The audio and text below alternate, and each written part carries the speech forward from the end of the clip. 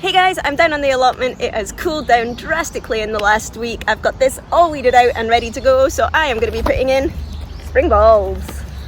Yes!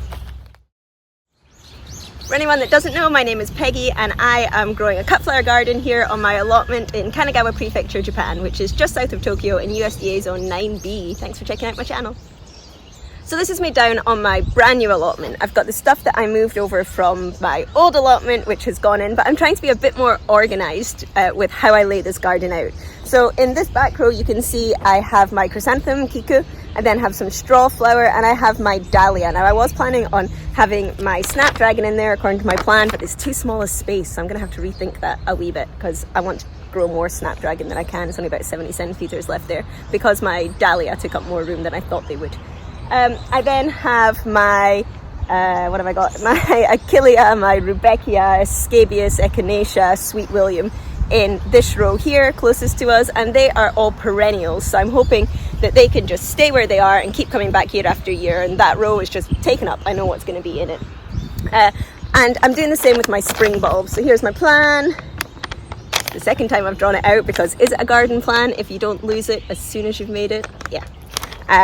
Note, take a picture of your garden plan when you finish it so that you have a record. Anyway, this is my garden plan, and I am going to be putting all of my spring bulbs in a row together. This is for two reasons. One, it means, it's going to go in this one here, very messy. One, it means that I'm hoping everything will come up nicely together. I can put a tunnel over it if I need to, I can put shade over it if I need to, and I can do it all in one long line. But also that is all going to die back around the same time and allow me to then put an autumn crop on top of it. So that's kind of what I'm thinking with this. So I'm going to go ahead, take all of my bulbs. If you want to see what I'm growing, I'll go through it today, but you can also look back at my spring bulb haul video that I put up to see exactly what I have.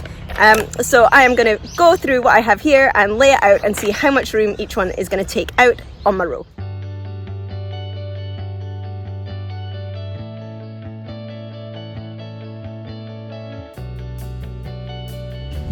So they are all the new bulbs that I bought. These are the ones that I dug up from my garden.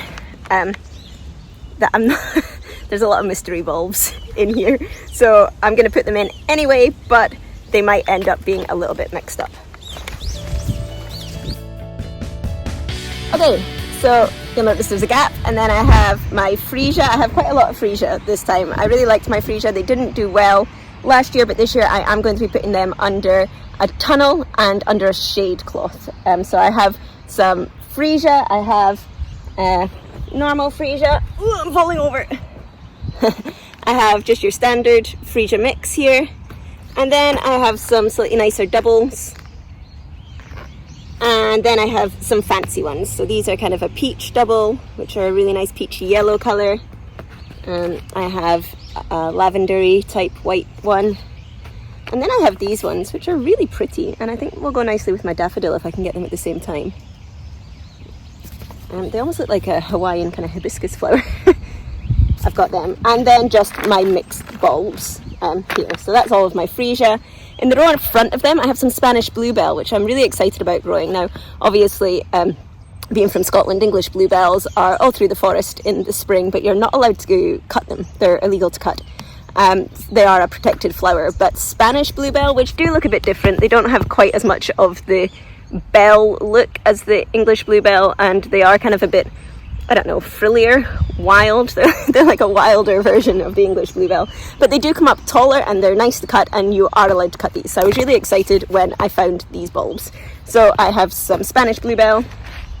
I then have a muscari or grape hyacinth mix. Now I liked these because in the spring the first of my anemone and things tend to come up quite small. I had some of my daffodil come up really short as well, and so I was using little bud vases, and although these don't grow very tall, they're tall enough to get into a bud vase, so I kind of liked them to pair with my smaller arrangements during spring. So I've got some of these. I've also seen some of these be really tall, and I'm thinking that if I extend my shade cloth up here, I hopefully will be able to get these quite tall. In front of that I have hyacinth. Now I've only got one hyacinth bulb, which is this size, which I dug up from my old garden. I then have some like this, which were in my garden at home, but they were sitting in a pot and they've been out all summer, and I'm not sure if they're completely dead and eaten, but I'm going to put them in anyway and see if anything happens. I've then got some that I ordered online, which, if I can get them out of the box, were a really pretty mix. I don't know if you can see the colours here, of like a dark purple and a peach and a yellow, but the bulbs are so small. I'm a bit worried about how these are going to do, but I'll put them in and see how they do. And then in front of them I have my daffodil. I love daffodil. I love these more than tulip in the spring. I'm really excited that I've managed to get quite so many different varieties, so I'm excited to see these come up. And then I've got the ones that I dug up from my garden. There's quite a lot in there, and these are big bulbs, so they're going to go in and take up 3 rows there. And then I have my allium from my old garden. Now, these didn't do anything for me last year. They put up leaves and foliage, but they didn't actually give me a flower. But I'm hoping that because I found the bulbs, that they are going to come up this year for me. I then have a mystery row. In this one is a plant that had already started to sprout. Here. It's already sprouting. It's desperate to start growing, but I've just got absolutely no idea what it is. And it's kind of growing in little toothy clumps. I love these little toothy clumps. Yeah, no idea what this one is, but I'm going to get it in the ground and see what comes up. And then this is a bag of teeny tiny little bulbs. They kind of fell off the other ones while I was digging them up, and it's a big mix, and they're all too small, I think, to give me anything other than greenery this year. But this is hopefully going to be a long-term garden, so I'm going to put them in the ground anyway and see if they grow bigger and give me any flowers. So that is what that's going to take up. Now, there's a few things that you're going to notice here. The first thing you might notice is that is a lot of flowers for not a lot of space. And it's true. If you are doing this in your garden and you are doing it for display reasons, these are going to be way too close together. If you read the back of the packet, it's going to tell you these are way too close together. But that's not why I'm growing them. I grow them for cutting. So I am taking them quite quickly. They're not going to be in the ground very long. I mean, the bulbs stay there, but the actual flowers themselves don't get to their full bushiness, I guess, because I'm constantly cutting them back. When you are growing for cut flower production, you can put them much closer together, and I'm hoping that it actually is going to give me longer stems. The more competition the bulbs have, the more they're going to stretch up.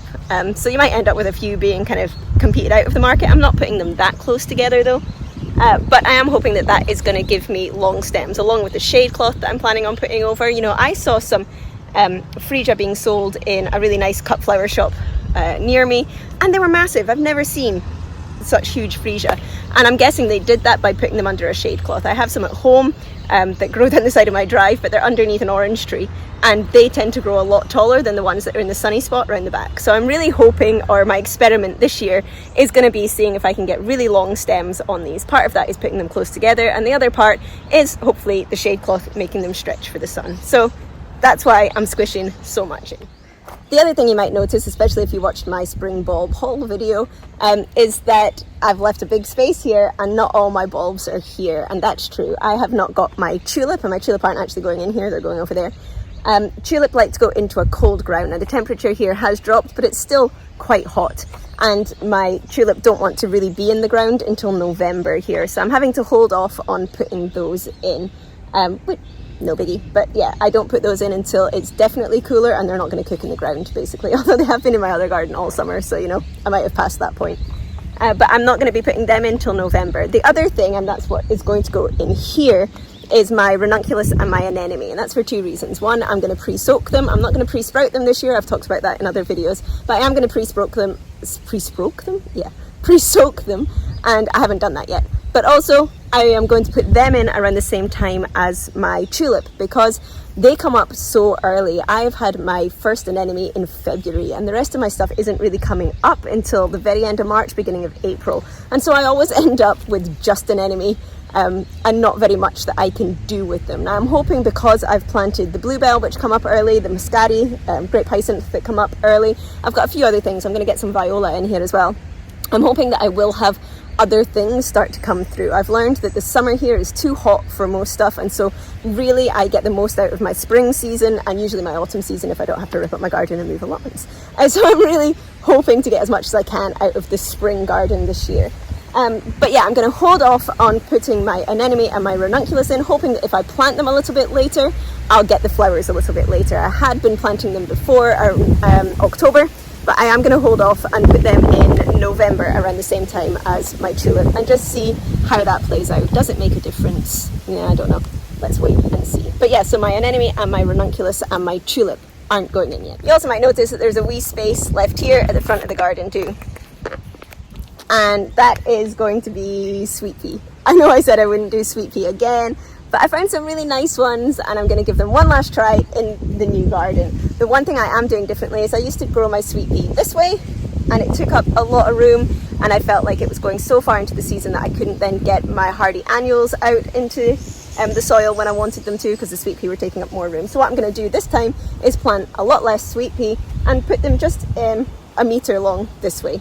And therefore it's only taking up about 50 centimetres of the garden, and I don't mind that to see if these ones grow nicely because they're such a beautiful dark purple colour. I absolutely love them. I've also left a little bit of room for crimson clover. I've grown crimson clover in the past. Again, it didn't get very tall. I'm hoping that if I put it in this row with the cloth, it will get taller, but I also like that for drying. So it comes up early, it gives me a nice foliage even before the fluffy red bit comes on, and then I can use it for drying afterwards. So I have left just a little spot here for some crimson clover and some sweet pea.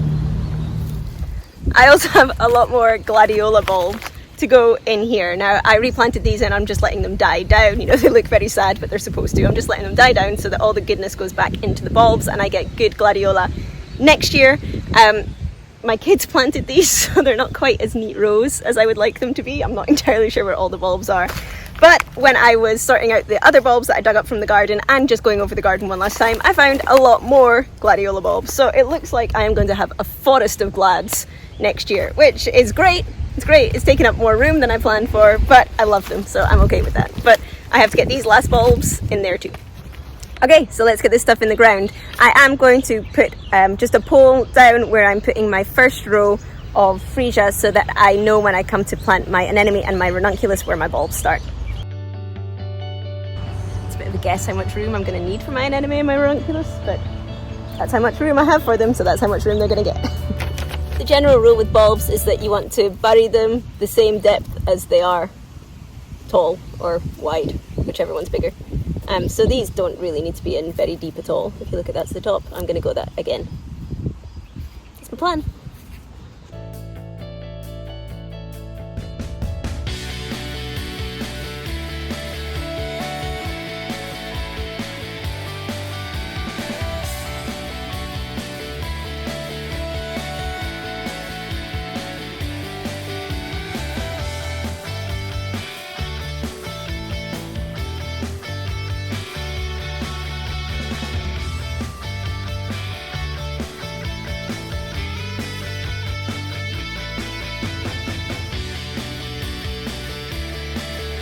Okay, so I now have in my Freesia, which took up a bit more space than I was planning, my Spanish bluebells and my hyacinth and my grape hyacinth are all in there. So next I'm going to move on to my daffodil.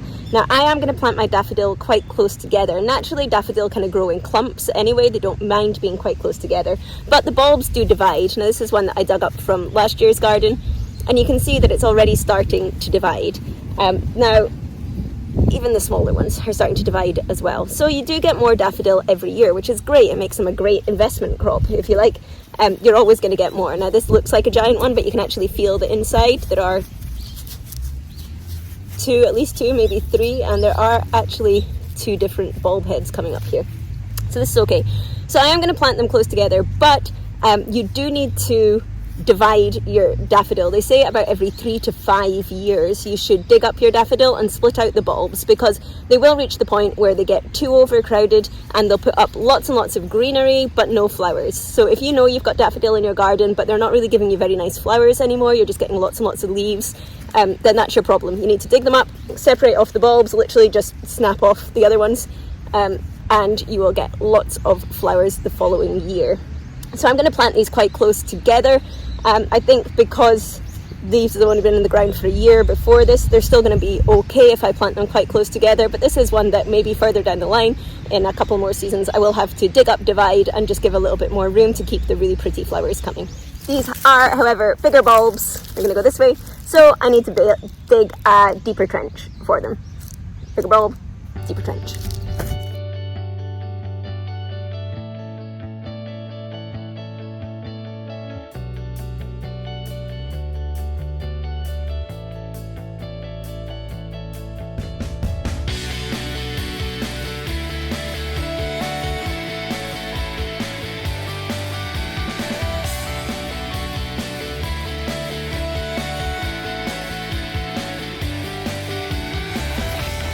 So the next thing I'm putting in is my allium.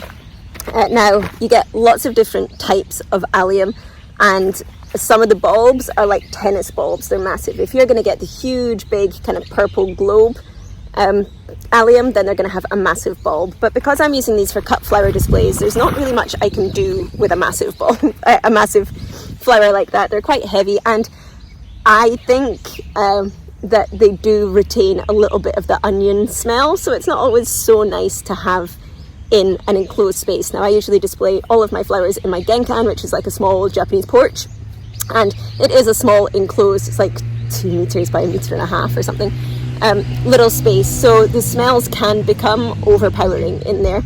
So I went for the smaller allium, the more kind of little drumstick ones, and so the bulbs are tiny, little ones.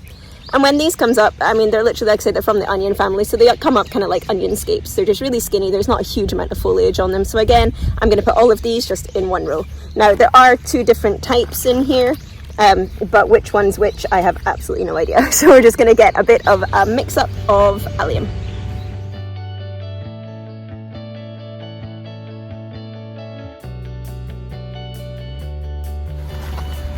And the only thing left to go in are mystery bulbs. If you guys have any ideas, guesses about what these might be, please let me know. I mean, we'll find out when they flower, but yeah, let's get these in.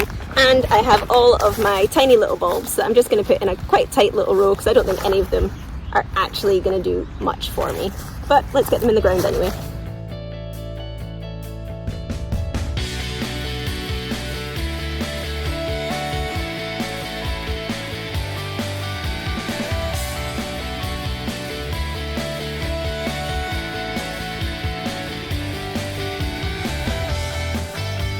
Ta-da! Spring bulbs in. You can see I forgot to bring down labels because I'm not that organised, so I have just stuck in the packets. Yeah, but I'll bring some down and I'll get them marked out. The last thing I am going to do, however, is put some hoops up. Now, I'm nowhere near when these need to have anything on them. We're still nice and warm here, but this will do 2 things. It'll remind me where I've planted and so where I need to water, but also it'll just stop me walking along the sides and my kids from walking over where I've planted things. So I'm going to put these in more to keep people off the area that's planted than to actually serve any other purpose.